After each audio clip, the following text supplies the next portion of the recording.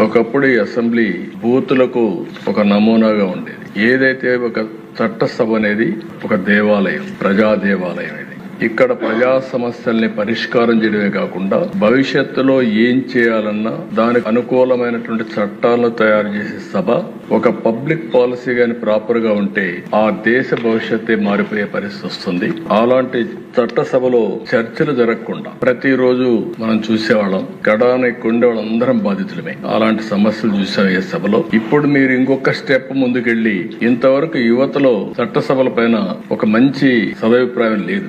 అలాంటి సదభిప్రాయం కలిగించడానికి వాళ్ళల్లో కూడా రాబోయే రోజుల్లో యువతను కూడా రాజకీయాల వైపు మళ్లించడానికి మీరు ఒక వినూత్నమైన కార్యక్రమం చేశారు. ఆ కార్యక్రమమే ప్రతిరోజు ఈ సభకు కొంతమంది పిల్లల్ని పిలిచి వాళ్ళందరినీ గ్యాలరీలో కూర్చొని పెట్టే విధంగా మీరు చేసిన పని రాబోయే రోజుల్లో పెను మార్పులకు నాంది కలుగుతుంది. దాన్ని కూడా అభినందిస్తున్నా.